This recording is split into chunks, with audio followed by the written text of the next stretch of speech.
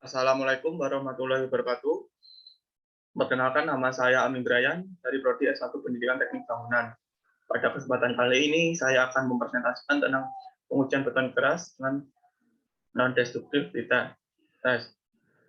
Guna untuk memenuhi mata kuliah teori dan praktek pengujian bahan. Pertama, beton. Beton yaitu suatu campuran yang berisi pasir, kerikil,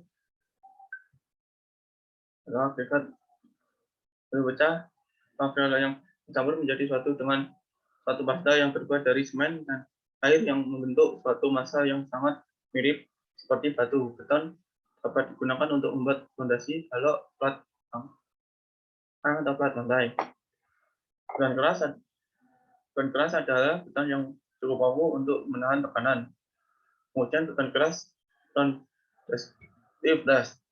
Non-destruktif test atau itu merupakan suatu cara untuk memeriksa, menguji atau mengevaluasi material untuk elemen struktur tanpa merusak kemampuan dari suatu bagian atau sistem struktur. Metode ini merupakan pengujian yang tidak mempengaruhi penggunaan suatu bagian atau sistem, tetap dianggap tidak merusak, bahkan jika mengandung tindakan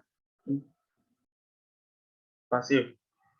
Jenis pengujian beton keras dengan metode non-concrete descriptive test. Yang pertama ada hammer test, metode ultrasonic bendit atau USB. Yang ketiga ada rubber fluctuator. Yang keempat ada impact test. Yang kelima ada carbonation test. Hammer test, pengujian yang bertujuan untuk memberikan nilai kepatuhan beton terpasang yang didasarkan oleh kekerasan permukaan beton pada seluruh bagian komponen struktur. Hammer merupakan alat untuk menguji kekerasan atau surface hardness, merupakan benda keras dari mana halnya beton. Ini merupakan alat yang ringan dan praktis. Untuk standar pengujiannya ada ASTM T805 North America Standard, yang kedua EN 12504 Step 2 European Standard, yang ketiga ada AJBG Copy 23/2001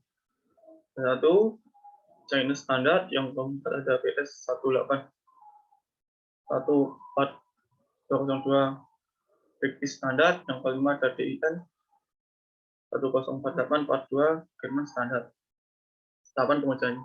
Tahapan pengujian hammer test pada titik tembak yang telah ditentukan. Pastikan bahwa ujung hammer menyentuh pada posisi tegak lurus atau miring dengan permukaan beton. Tekan tombol yang kedua, tekan tombol secara perlahan menuju ke arah titik tembak. Jangan lupa untuk menjaga agar hammer test tetap dalam kondisi stabil. Kalau ujung hammer tidak terlihat, maka akan menembakkan kumpulan permukaan. Yang ketiga, pelaksanaan pengujian dengan cara serupa pada setiap titik tembak yang telah ditentukan. Yang keempat, hasil pengujian menggunakan hammer test bisa dapat dalam bentuk grafik yang memperlihatkan hubungan antara nilai pantul dengan nilai kekuatan beton. Berikut adalah ilustrasi pengujian hammer test. Ini merupakan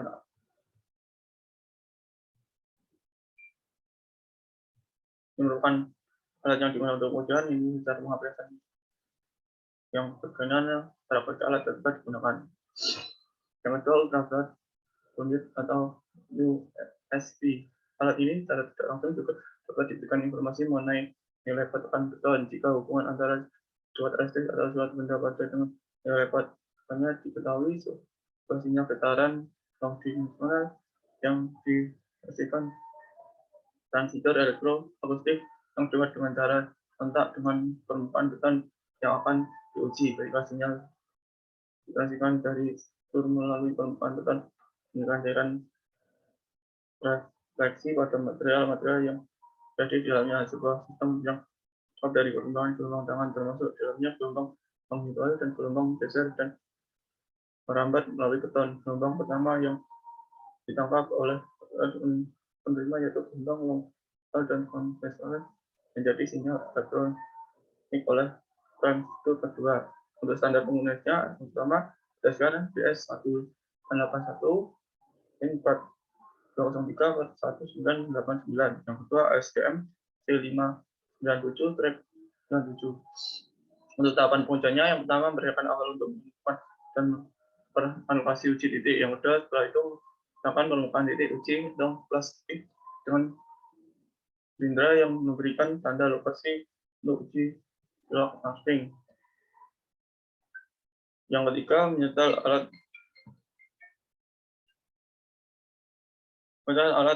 UPF unit sesuai keperluan, kemudian bagaimana dengan ketentuan pada benda uji kalibrasi oleh menemukan benda uji dengan ultrasonik. Yang keempat, mengambil PV dengan alat unit. Berikut ada ilustrasi pengujian ultrasonic unit atau USV. Yang pertama, alat yang digunakan pengujian atau pengaplikasian penggunaan alat. Yang ini juga pengaplikasian penggunaan alat. Yang ketiga, ada reperlator, digunakan untuk mendapatkan dimensi tulangan yang terpasang, dan jarak tulangan yang terpasang di lapangan. Prinsip pada dari reperlator adalah seperti pelaksanaan perekatan beton yang menggunakan alat ultrasonik tanpa merusak struktur bangunan. Pemanfaatan elektromagnetik dengan pengaruh oleh adanya metal atau logam. Dalam hal ini adalah berupa tulangan baja di dalam beton. Lebih mudahnya seperti detektor logam. Berikut ada standar pengujiannya. Cuma SNI 07 2052 2002 baja tulangan beton. Untuk tahapan pengujiannya, yang pertama membersihkan lokasi penemukan beton dari kotoran, debu, dan material lambainya yang menempel pada beton. Yang kedua, sensor yang membaca posisi tulangan dijalankan sepanjang area pengukuran. Yang ketiga, setiap posisi tulangan yang terbaca oleh sensor akan muncul pada layar monitor detektor pada saat yang bersamaan sensor dihentikan. Kemudian posisi tulangan diberi tanda dengan betul atau menggunakan beton. Prosedur yang sama dilakukan pada arah tegak lurus dari arah pengukuran awal deteksi posisinya tulangan dalam arah yang berlawanan. Tulangan arah bintang atau memanjang. Selanjutnya pada dalam posisi tulangan dapat dibaca pada layar monitor dari alat reader detektor yang digunakan dengan kabel pada alat sensor. Berikut adalah ilustrasi pengujian reperlator. Alat yang digunakan untuk pengujian pengaplikasian penggunaan alatnya. Yang keempat ada impact test, pelaksanaan pengujian untuk deteksi rongga atau cacat pada struktur. Tes ini mengandalkan efek perambatan gelombang pada suatu media struktur. Teknik yang paling umum diantaranya adalah exo test, impulse response, dan analisis ketika gelombang permukaan. Untuk standar pengujiannya SNI C 1383/15 tentang metode uji standar pengukuran kecepatan gelombang dan ketebalan partikel menggunakan metode impact show. Tahapan pengujiannya yang terdapat dua tahapan pengujian, yaitu pertama metode RP. Spesimen diletakkan datar dan kedua ujung spesimen ditumbuh dengan suatu landasan. Letak tapian atau knots pada tempat di tengah arah permukaan dari belakang tapian. Biasanya metode ini digunakan di Amerika dan banyak negara lain yang termasuk Indonesia.